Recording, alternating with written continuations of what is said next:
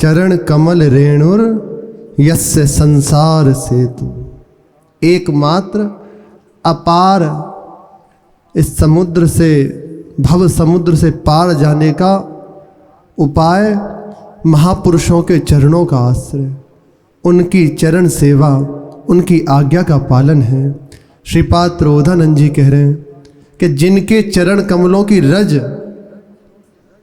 इनका आश्रय लेने मात्र से ये दुस्तर संसार समुद्र बिना प्रयास के आप तर जाओगे आश्रित होने पर। ऐसी महामहिमा से युक्त जिनके चरण कमल हैं, इन चरणों का जो आश्रय लेते हैं वे बिना प्रयास के ही अपार संसार सागर से पार हो जाते हैं।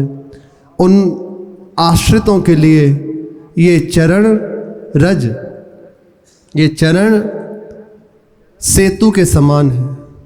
सेतु पुल, इस दुस्तर संसार से पार जाने के लिए ये चरण कमल एक सेतु है।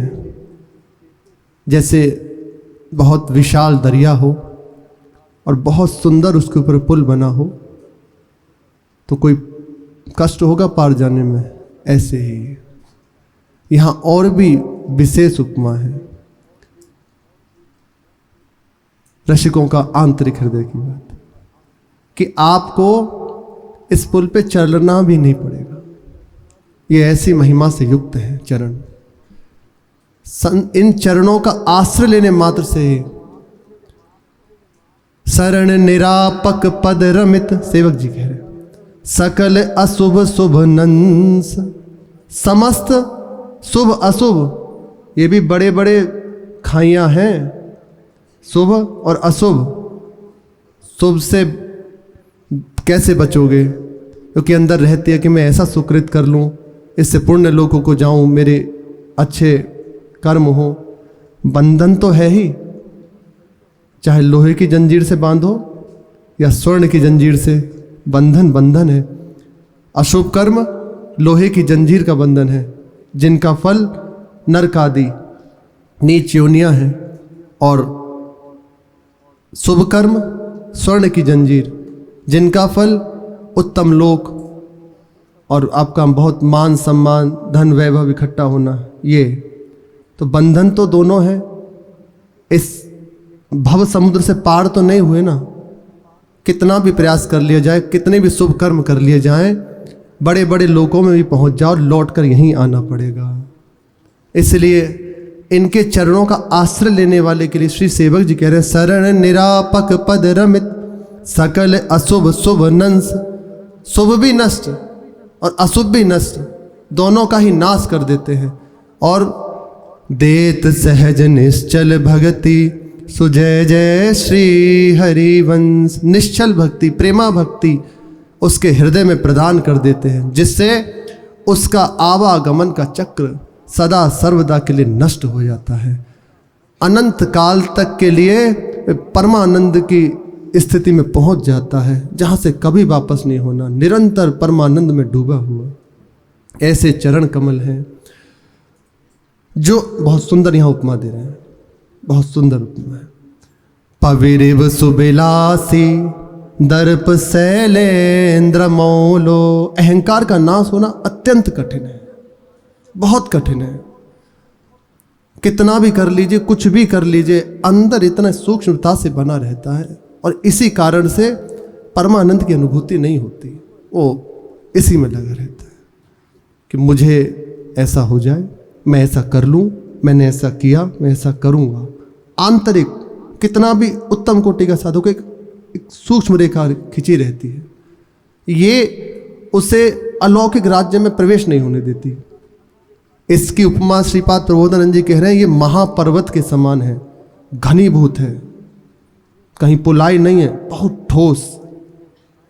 कितना भी आप प्रयास करें, कितने घन का आप उस पर प्रहार करेंगे, वह थोड़ा वाला टूटेगा। थोड़े वाले घन का प्रहार उसमें ऐसा मानिए कि उसे तोड़ रहे हैं, पर वो वहीं है, वह अपनी जगह स्थित है। पर्वत में एक छोटा आप लेकर जाइए कोई अस्त्र और उसे प्रहार कीजिए तो पर्वत पर असर पड़ेगा। हाँ, थोड़ा बारा उसका कोई एक हिस्सा आप तोड़ सकते हैं। तो ऐसे ही हमारा प्रयास एक छोटे से अस्त्र के समान है इस अहंकार को नष्ट करने के लिए। वो दिखाई देता है कि अब अहंकार नाश हो रहा है, लेकिन नहीं हो रहा। लेकिन जिसने इन आचार्य चरणों का आश्रय ले लिया, इन महापुरुषों के चरणों का आश्रय ले लिया, तो इनका आश्रय वज्र के समान है। परिरिव सुबिलासी दर्प शैलेंद्र मौली। वज्र का प्रहार जो है इंद्र करते हैं तो बड़े से बड़ा पर्वत भी चकनाचूर हो जाते हैं। पहले की पुराण में घटना आती है कि पहले पर्वतों के भी पंख हुआ करते थे, सुनी हो तो। वे जब उनकी इच्छा होती थी तो अपने स्थान से उड़ जाते थे और जहाँ इच्छा हुई वहाँ भ्रमण किया, और जब जहाँ इच्छा हुई वहीं बैठ गए। तो अनेकों जीवों की हानि होती थी, बहुत नुकसान होता था। संसार को जब इस कष्ट से देखा इंद्र ने तो विचार किया कि क्या करना चाहिए। तो वज्र के द्वारा उन सबके पंख काट दिए गए। तब से ये पुराण की घटना है, तब से इनके पंख नहीं हैं। ये प्रसंग गरुण जी के प्रसंग में आता है, जिस समय सुमेरु पर्वत के लिए भगवान और जाते हैं वहाँ। तो अपना प्रयास इस अहंकार को नाश करने का बहुत छोटा सा साधन मानिए कि ऐसा कर ले, ऐसा कर ले, पर वो बना हुआ है, वह संपूर्ण नाश नहीं हो सकता। संपूर्ण अहंकार का नाश, जहां अहंकार का नाश हुआ ना, अब भगवत साक्षात्कार आत्मबोध दूर नहीं है, वहीं है, यही है ना। अपना आपा मिटा दिखाई दिया प्रभु। ये अपना आपा ही पर्वत के समान है जो कि विराजमान हृदय में प्रभु हैं, दिखाई नहीं दे रहे। इस पृथ्वी में जैसे सूर्य की गति देखी जाती है, अभी यहाँ संध्या हो रही है, धूप ढल रही, तो कहीं प्रातकाल का उदय हो रहा है, ऐसे ही है। तो एक छिप रहा है बस, पर नष्ट नहीं हो रहा। और दूसरा भाव, हृदय में प्रभु विराजमान है, पर ये बड़े बड़े अहंकार रूपी पर्वत उन्हें ढके हुए हैं, उनका अनुभव नहीं होने दे रहे, बीच में है। भगवत ऋषिदेव जी इसी को संकेत कर रहे हैं। ये कपट रूपी पर्दे से छिपे बैठे प्रभु। पर्दा पारे फारे झपट, कपट को झपट लाडली लाल से युगल सरकार इसी पर्दे को फाड़ देते हैं। कैसे? स्वयं अपने अनुरागी प्रेमी जन के द्वारा। जब उनके चरणों का कोई आश्रय ले लेता है, तत्काल उसके हृदय के इस अहंकार को नष्ट करके श्यामा श्याम के चरणों का प्रबल आश्रय उसे दे देते हैं। ये महापुरुषों की महिमा है। तो महापुरुषों का आश्रय मानो साक्षात इंद्र के वज्र के समान है। वही इस अहंकार रूपी विशाल पर्वत को नष्ट कर सकते हैं। जिनका लेस मात्र का संग कली कुलुस रूपी नगर का दाह करने वाला है, इन चरणों का आश्रय लेने वाले, इनका सानिध्य स्वीकार करने वाले, उनके हृदय में कलिकाल का प्रभाव नहीं पड़ता। कलिकाल के दोषों का प्रभाव उसके चित्त पर नहीं पड़ता, क्योंकि रात दिन इनकी प्रदत्त उपासना में अपने चित्त को जोड़े हुए हैं, श्यामा श्याम के अनुराग में छके रहते हैं। तो ऐसे जो जन हैं, प्रेमी जन हैं, उनके हृदय पर कलिकाल के कलुषों का प्रभाव नहीं पड़ता। कलि कलुष रूपी नगर के दाह करने वाले हैं, पर यह केवल आश्रित के लिए है, अन्य के लिए बहुत कठिन है। जिन्होंने एकमात्र आश्रय ले लिया, अब उसके ऊपर कोई कलिकाल का प्रभाव नहीं, अहंकार का प्रभाव नहीं, और अपार संसार सागर बिना प्रयास के पार कर जाता है। कृष्ण कांता, श्री लाडली जो कृष्ण की जो कांता है, कलुष नगर दाही यस्य संसर्ग लेसा सजयति हरिवंश कृष्ण कांतावतंसः। कृष्ण की जो कांता है, श्री किशोरी जी, यही इन आचार्य चरण का शिरोभूषण है, जीवन है। मेरे प्राणनाथ श्री श्यामा शपथ करो तृण छिए, यही इनका जीवन है। उन हित हरिवंश महाप्रभु की जय हो जय हो जय हो। प्रसंग चल रहा है श्री महाप्रभु जी के पिता श्री व्यास मिश्र जी राजा को अपने अधीन करके अपने प्रभाव से और महान विमुख मार्ग पर चलने वाले को अनुकूल कर दिया। धर्म संज्ञक जैसे ही महापुरुषों का कैसा भी कोई हो संग स्वीकार करते हैं ना, कोई भी हो किसी भी प्रकार संग हो जाए बस। अंधकार तभी तक है जब तक सूर्य का प्रकाश नहीं। नरवाहन जी के प्रसंग में आप दृष्टि दीजिए। जिस समय उन्हें पता चला कि कोई परम तेजस्वी महापुरुष श्रीधाम वृंदावन में आ गए हैं और ऊंची ठौर पर विराजमान है, उनका ऐसा प्रभाव है जो देखता है आसक्त हो जाता है। उनका सामीप्य कोई छोड़ना नहीं चाहता।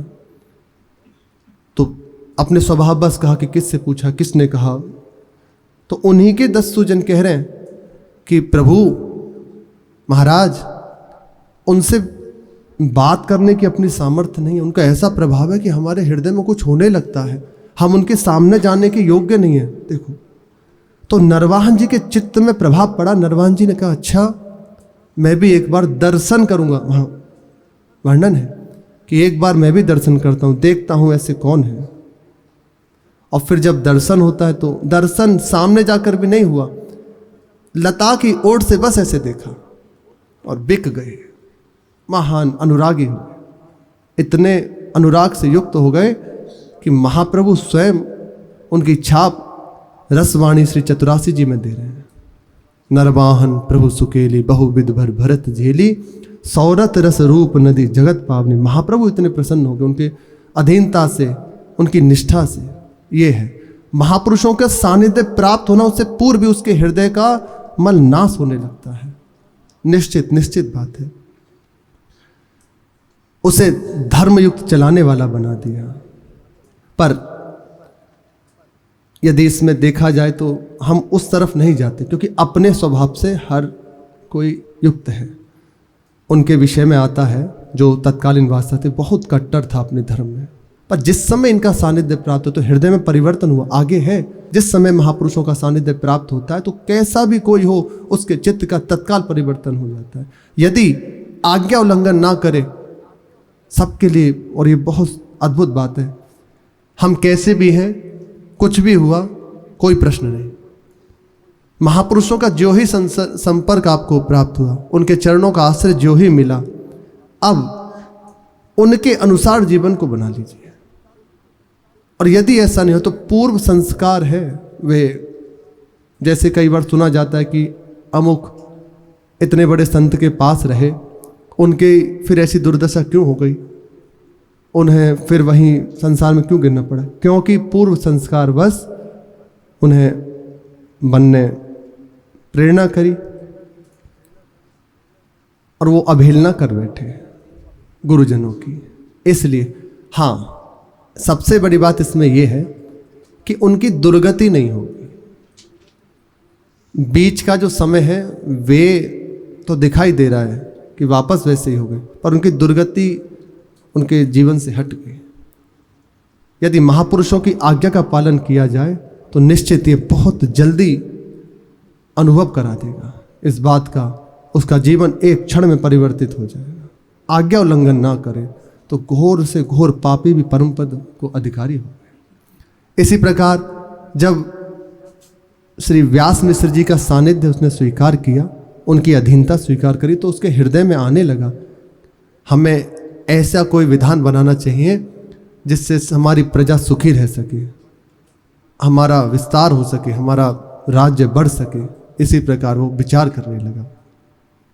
व्यास मिश्र जी उन्हें समझाकर और आश्वासन देके कि जब आपको जरूरत पड़े हमें बुला लीजिएगा।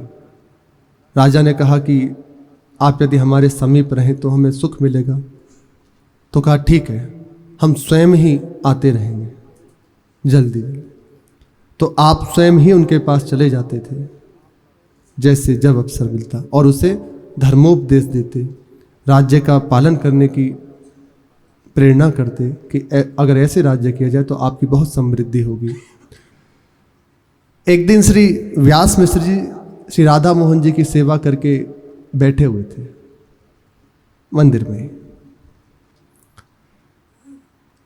तो देखा कि शांत चित्त बैठे हुए हैं। श्री तारा रानी जी समीप आई और चरण पकड़ के उनके सहलाने लगे। आंखों से अश्रु बह रहे हैं।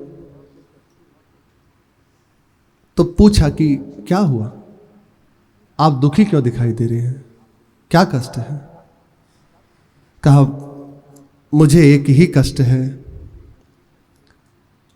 प्रभु ने कृपा करके इतना वैभव ऐश्वर्य सब राजा महाराजाओं जैसा प्रबंध किया हुआ है, संपूर्ण व्यवस्थाएं हैं, दास दासियां हैं, इतना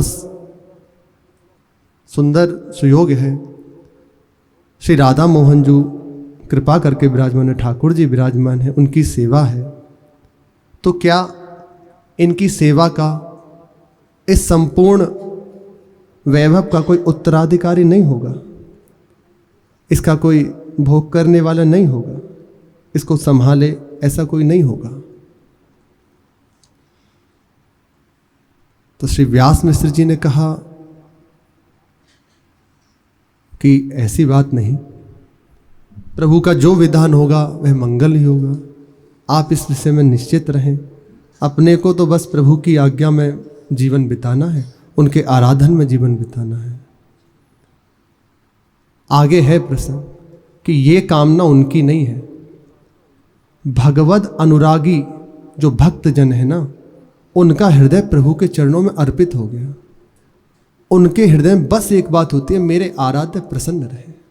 उन्हें कैसे सुख करूं, उन्हें कैसे सुख पहुंचाऊं, क्या करूं, उनकी अपनी कोई कामना नहीं होती। अब यहाँ जो, और ये परम अनुरागी हैं, श्री व्यास दंपति परम अनुरागी हैं, इनके हृदय में ये कामना उठना, और फिर ऐसे महापुरुष जहाँ प्रकट होने हैं उन तो असंभव है।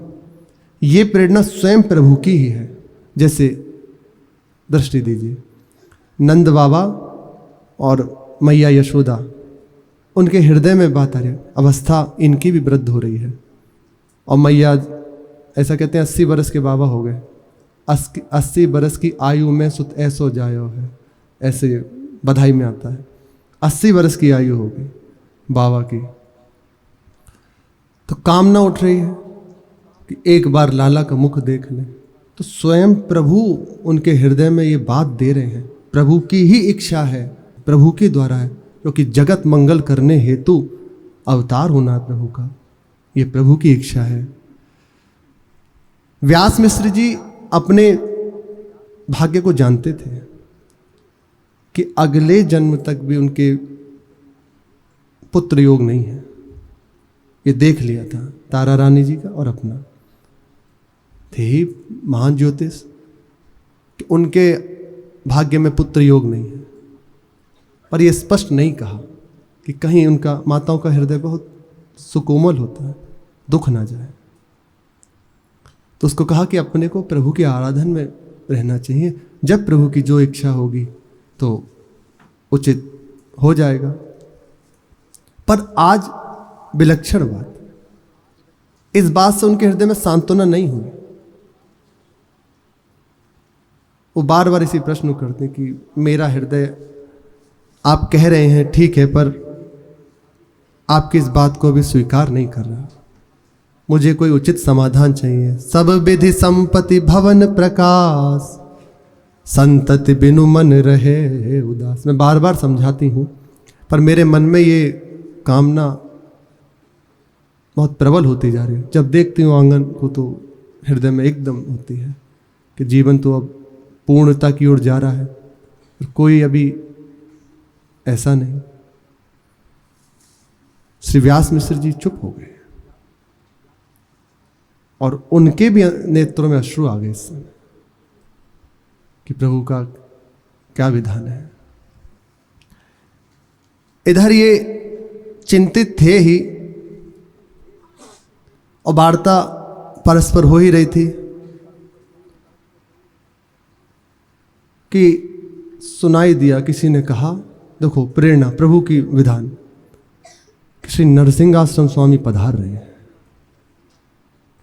इनके बड़े भ्राता श्री केशव देव मिश्र जी, वही संन्यास लेकर वीतराग परमहंस नरसिंह आश्रम स्वामी जी के नाम से जाने गए, वे पधार रहे हैं। वे भी, इनके विषय में श्री वाणी जी में लिखा है,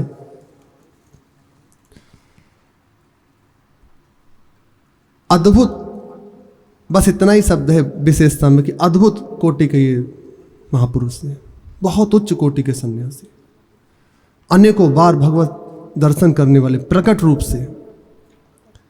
इनका विशेष प्रेम था आंतरिक श्री व्यास मिश्र जी से और तारा रानी जी के प्रति। ये प्रभु की इच्छा है, ऐसे वीतराग महापुरुष और उनके हृदय में प्रीति उनके प्रति है, क्योंकि कोई और थोड़ी है, वे साक्षात भगवत स्वरूप ही है। इसलिए ये कभी कभार जब उन्हें स्मृति हो आती है, प्रभु की प्रेरणा होती, तो देववन के लिए चले आते थे।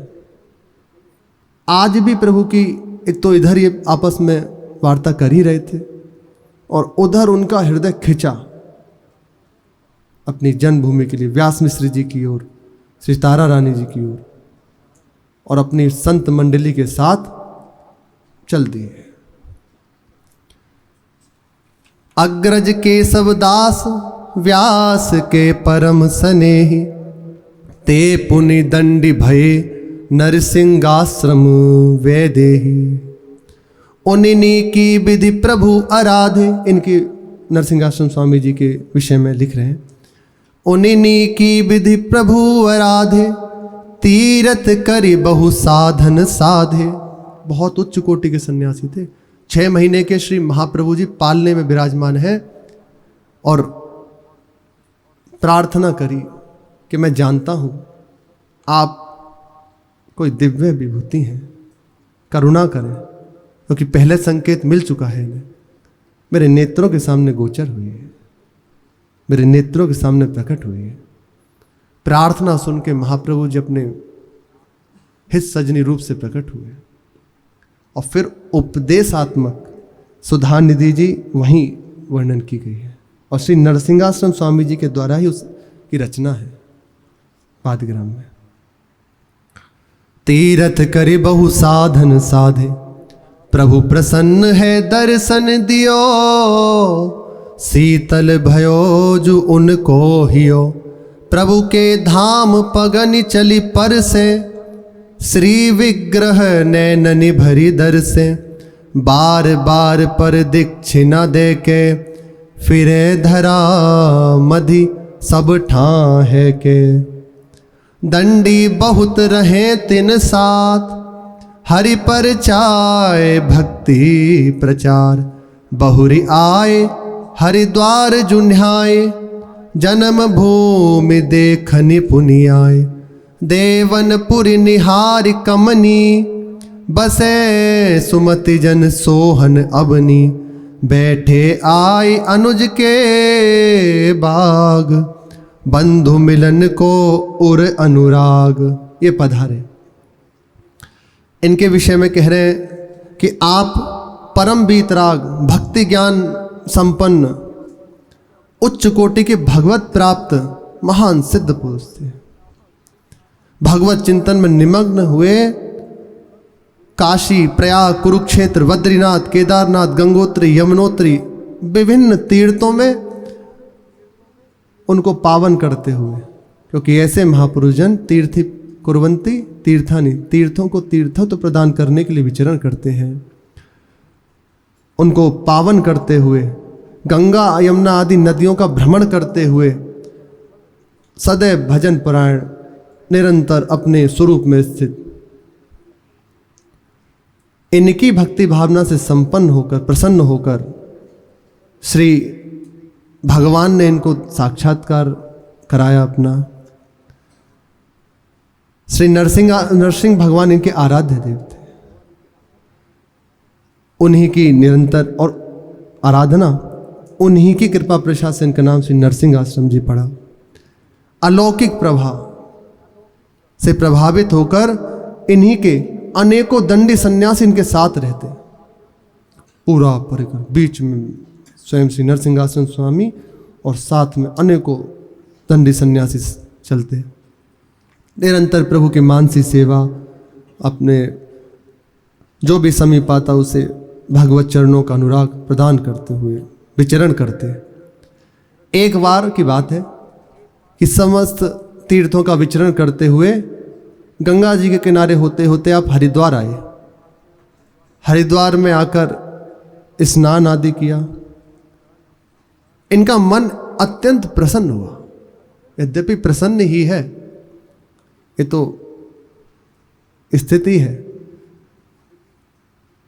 निरंतर प्रसन्नता की मूर्ति। अब विशेष आह्लाद हृदय में, गंगा जी का दर्शन करके, स्नान करके, उनका अवगाहन करके, और चिंतन बना। जैसे ही वहाँ का दर्शन किया, गंगा जी का दर्शन हुआ, इन्हें स्मृति हुई देववन की, वहीं उस समय। और देववन में श्री राधा मोहन जी की, कि यह सुंदर जल है, अगर इससे श्री ठाकुर जी का स्नान कराऊं तो उन्हें बड़ा सुख मिलेगा। देखो, ये है भक्त का हृदय, आसक्ति का केंद्र। प्रत्येक बात उन्हें अपने ठिकाने पर पहुंचा देती है। ये उनका ठिकाना। विचार हुआ कि अगर इससे श्री ठाकुर जी का स्नान किया जाए तो उन्हें बड़ा सुख मिलेगा, तो कैसे करें। वहीं से गंगा जी में खड़े हो गए और मानसी में स्नान कराने लगे। हरिद्वार से इधर श्री व्यास मिश्र जी ठाकुर जी के गर्भगृह में पधारे। देखा संपूर्ण मंदिर जल से भरा हुआ है, पूरा मंदिर जलमग्न है। ठाकुर जी के वस्त्र भीगे हुए हैं, वहां की सब सौंज भीगी हुई है। विचार हुआ कि ऐसा कैसे हो सकता है, ये कैसे हुआ। तत्काल याद आया कि हो सकता है हमारे बड़े भ्राता समर्थ महापुरुष हैं, निश्चित है वे इस समय इनका चिंतन करें, क्योंकि वे भी पहुंचे हुए हैं, वो इनका चिंतन कर रहे हैं। उन्हीं ने इनका अभिषेक आदि किया है, जिससे ये लीला घटी है। ऐसे समर्थ महापुरुष थे। यही अपने परिकर के संग भ्रमण करते हुए देववन की ओर पधारे, और देववन में आकर व्यास मिश्र जी का महल था, वहां बाहर जो बाग था उसमें आकर बैठ गए। अपने परिकर के संग बैठे हुए हैं। जैसे ही ये बात श्री व्यास मिश्र जी को पता चली, उठ के दौड़े। सुन के व्यास भये ही हरे, रोम रोम आनंद अति भरे।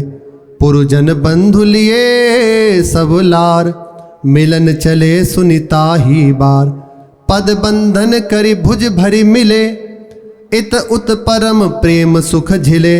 जहाँ तहाँ पर से हरिधाम, कहे बंधु सो ले ले नाम। प्रभु चरितन की चर्चा करी, आनंद वार द्रगनिते ढरी। चर्चा करत जाम द्वय गए 6 घंटे बीत गए। जाम द्वय गए, असन कराए विदा पुनि भय। करवर जोरी बिनती करी, कोमल बानी आरती भरी। प्रात भवन चली पावन कीजय, सबहि कृपा करी दर्शन दीजय। व्यास मिश्र जी दौड़ते हुए आए, अपने परिकर के साथ साष्टांग प्रणाम किया। देखते हुए चरणामृत उतारा, आरती करी और अति दैन्य होकर सामने बैठ गए। श्री नरसिंह आश्रम जी ने अंदर प्रवेश नहीं किया, वहीं बाग में बैठे, क्योंकि ये धर्म है। अंदर प्रवेश नहीं किया, वहीं बैठे हुए हैं। प्रभु की चर्चा प्रारंभ हो गई, करने दो, शेष चर्चा आ गया। श्री राधा वल्लभ लाल की।